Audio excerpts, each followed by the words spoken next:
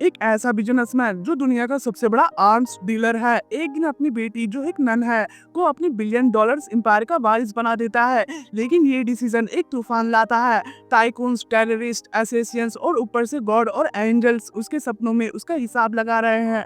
क्या है था पिनोशियन स्कीम का राज? वेस एंडरसन की ये ट्विकरी, कलरफुल और वाइड स्पियोनेज कॉमेडी आपको हिला देगी। तो दोस्तों, welcome back to Samir movie review. दोस्तों, जब बात आती है वेस एंडरसन की, तो आपको पता है कि आप एक अलग ही दुनिया में जाने वाले हो। सेमेस्टिकल फ्रेम्स, पेस्टल कर्स और वो डेडपन ह्यूमर्स जो आपको एकदम से पकड़ लेता है। द पुनोसियन स्कीम भी बिल्कुल ऐसा ही है, एक डार्क कॉमेडी स्पोनियज थ्रिलर जो 1950s के बैकड्रॉप में सेट है और कैनेस फिल्म फेस्टिवल में प्रीमियर के बाद से ही लोग इसके बारे में बात कर रहे हैं। लेकिन क्या है इस मूवी का असली मजा? स्टोरी है एक businessman Zsa zsa Zsa zsa Korda, played by Benicio Del Toro, जो एक आर्म्स डीलर है। उसकी बेटी जो एक नन है, हाँ आपने सही सुना, नन उसकी वारिस बन जाती है। बस यहीं से शुरू होता है एक ऐसा खेल जिसमें टाइकून्स, टेररिस्ट और असेसियन सब एक दूसरे के पीछे पड़े हैं। और ऊपर से कोर्दा के नियर डेथ एक्सपीरियंस में गॉड और एंजल्स भी नजर आते हैं, played by none other than Bill Murray. अब सोचो ये मिक्स कितना वाइड है।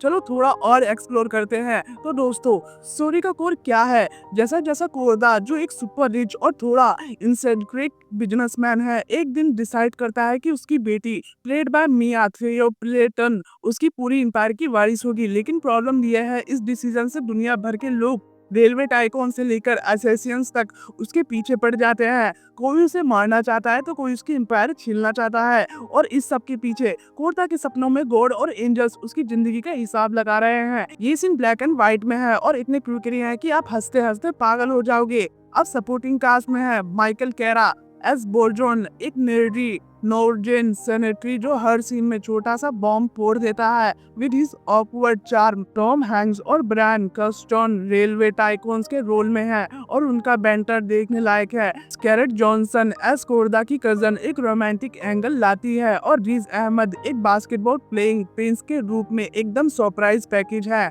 हर कैरेक्टर इतना यूनिक है कि आपको लगता है जैसे आप एक स्टोरी बुक के पेजेस पलट रहे हो। लेकिन दोस्तों, ये फिल्म सिर्फ प्लॉट के बारे में नहीं है। वेस एंडरसन का असली जादू है उनके विजुअल और स्टाइल में। हर फ्रेम इतना परफेक्ट है कि आप स्क्रीनशॉट लेके फ्रेम करना चाहोगे। लेकिन क्या ये स्टाइल स्टोरी से ऊपर चली जाती है? थोड़ी देर में इस पे बात करेंगे। अब बात करते हैं इस मूवी के दिल, उसके विजुअल्स। वेस एंडरसन की फिल्म देखी है तो आपको पता ही होगा कि वो एक पेंटर की तरह काम करते हैं। द फिनोशियल स्कीम में हर सीन में एक आर्ट वर्क है। बोनो डेल बोन जो सिनेमेटोग्राफर है, ने हर फ्रेम को इतना वाइब्रेंट बनाया है कि आपकी आंखें खुली रह जाएगी।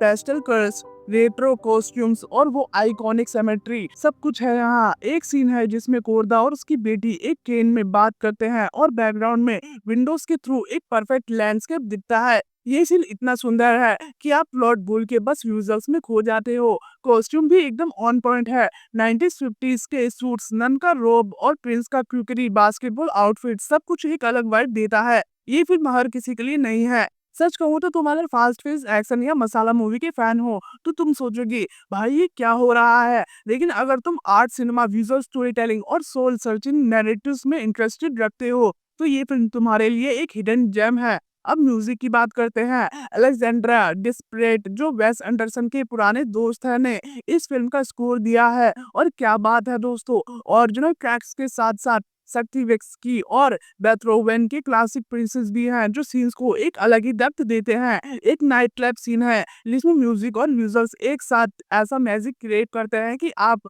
वहीं जम जाओगे। परफॉर्मेंस में बेनिको डेल टोरो एकदम छा गया है एज जजा जजा कोर्दा, उसका ब्रोडिंग स्टाइल और डेडपन डिलीवरी परफेक्ट है।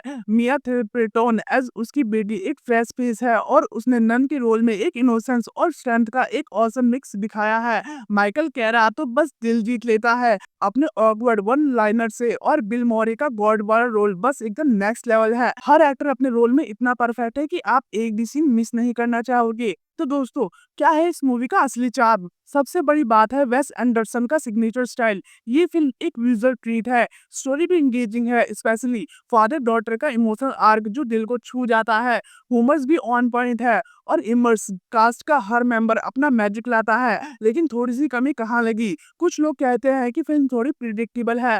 वेस एंडरसन का स्टाइल इतना हैवी है कि कभी कभी स्टोरी उसके नीचे दब जाती है। अगर आप इमोशनल डेप्थ चाह रहे हो तो शायद थोड़ी सी कमी महसूस होगी, लेकिन ओवरऑल ये फिल्म एक रोलर कोस्टर है जो आपको हंसाता है और सोचने पे मजबूर करता है और आंखों को सुकून देता है। तो अब प्रोज एंड कॉन्स की भी बात कर लेते हैं। प्रोज की बात करते तो विजुअल और म्यूजिक का कॉम्बिनेशन इतना शानदार है कि आप हर सीन में खो जाते हो। अब एक कॉन्स की भी बात कर लेते हैं। स्टोरी थोड़ी प्रिडिक्टेबल लग सकती है, स्पेशली अगर आप वेस एंडरसन की पुरानी फिल्म देख चुके हो। तो अब कंक्लूजन की बात कर लेते हैं। तो दोस्तों, द पोन्योसियन स्कीम कैसी लगी मुझे? ये एक ऐसी फिल्म है जो वेस एंडरसन के फैंस के लिए एकदम परफेक्ट है और नए व्यूवर्स के लिए भी एक यूनिक एक्सपीरियंस। ये फिल्म आपको एक अलग दुनिया में ले जाती है और उसका हैंगओवर लंबी देर तक रहता है। तो क्या आप ये फिल्म देखोगे?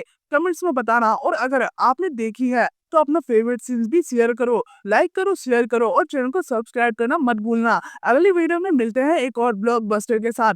तब तक के लिए गुड बाय।